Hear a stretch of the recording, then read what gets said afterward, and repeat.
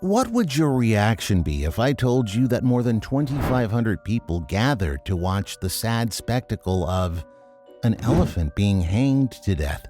Yes, you heard it right. Elephants, considered the most jovial and delightful animals of our land, are often seen with an eye filled with both pity and amusement in circuses and parks. Today on Park Disasters, you'll get to know the horrific incident of Mary the elephant, why she was hanged to death, and was there an evil side to the usually friendly animal, or was it a stunt to gain public attention?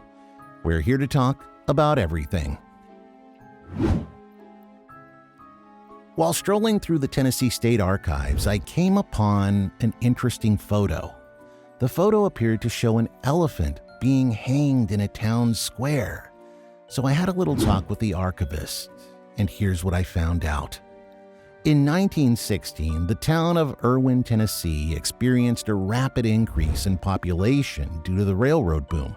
During the first 16 years of the century, the population of Erwin almost tripled.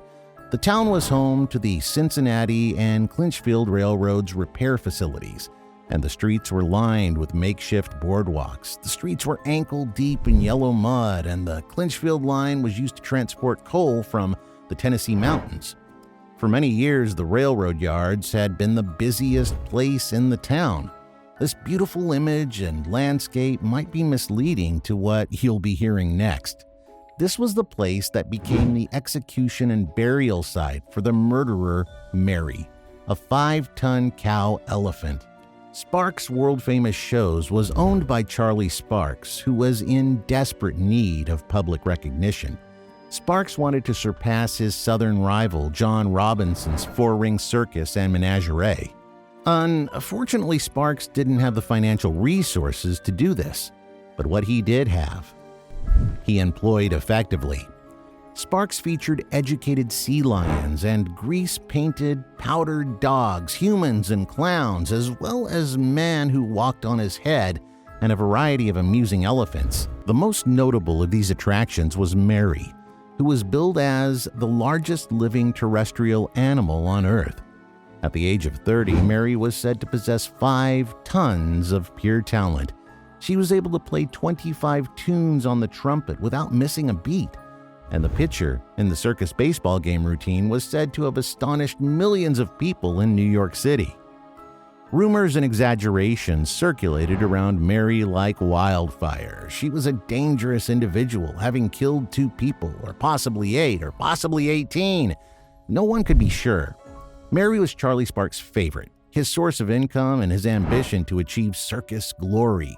She was the head of his small elephant troupe, an exotic entertainer, and an unafraid giant. On Monday, September 11, 1916, Sparks' world-famous shows performed at St. Paul in the small mining town of Clinch River Valley. And this was the moment which marked the end of Mary's career and life as well. It was here that the young drifter, Red Eldridge, made a life-altering decision. Red had joined Sparks' world-famous shows as an elephant handler, and as a light and fiery-haired young man, he had little to lose. Little did he know what was to come next. It's fair to say that what Red lacked in skill and expertise, he made up for in reckless enthusiasm. The little man carrying a large stick is a dangerous thing. And what's even more terrifying is having a 5-ton elephant to handle. What happened next will leave you shocked. To know more, stay tuned till the end of this video and clear all the mystery hovering around the elephant hanged to death. But before moving any further, make sure you like this video and subscribe to Park Disasters. So on the afternoon of the 12th of September 1916, the giant cow elephant Mary killed her handler, Red Eldridge. The show on the 11th of September 1916 was to be the last performance for both Mary and Eldridge. No one disputes that Mary had killed Eldridge, but the manner in which she had done so was a matter of debate. Each person has their own version of the story. However, regardless of how the story progressed, it invariably concluded with the young boy being cruelly murdered by the giant animal. Due to the fact that the event occurred in 1916, the records and documents relating to it are extremely difficult to locate. Therefore, All that can be relied upon are the various versions transmitted orally. But don't worry, Park Disasters has everything covered, and you will not fall short of any insight. The first version of the story involved Eldridge, who had a small stick with a hook at the end, escorting Mary through the center of the street. At one point, Mary attempted to consume a watermelon, to which her handler gave her a rude gesture. Mary then blew a large amount of smoke, and while doing so, she grabbed Eldridge by the waist and hurled him against the wall of the drink stand, resulting in the destruction of the entire side of the stand. This may have been sufficient to kill Eldridge, but to the astonishment of all bypassers, upon hitting the ground, the elephant simply walked over and placed her foot on Eldridge's head, resulting in a spray of blood and brains across the street, leaving onlookers in a state of disgust, horror, terror, and shock.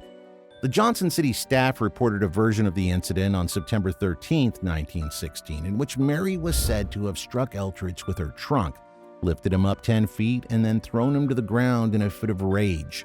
Additionally, it was said that Mary had sunk her tusks completely through Eldridge and then trampled on his body in a fit of murderous triumph. This was followed by a pitiful claim that Mary had killed Eldridge due to her being in pain, as 2 of her teeth had developed abscesses, which caused her extreme agony. It's believed that the infections were not discovered until after Mary's death. Another version said that maybe Mary was simply bored and, with a vicious swish of her trunk, landed a fatal blow on the handler's head, who was acting weird. Whatever had happened, the man was dead and justice had to be served. The problem was how, as valuable as Mary was, she had to go. The primary method of execution was the use of firearms. However, it is reported that the bullets did not cause any harm to the culprit, our huge Mary. An alternative approach would have been to attempt electrocution, which had been suggested by some. This was attempted in Kingsport, where a 44,000-volt charge was injected into the murderer. However, the victim only danced for a few seconds. This is likely due to the large size of this terrestrial being.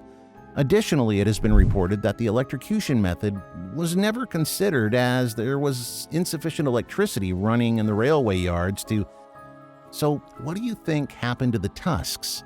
Or why do you think they led Mary through such a horrific end? The conspiracies are endless. Feel free to share your own in the comments section below.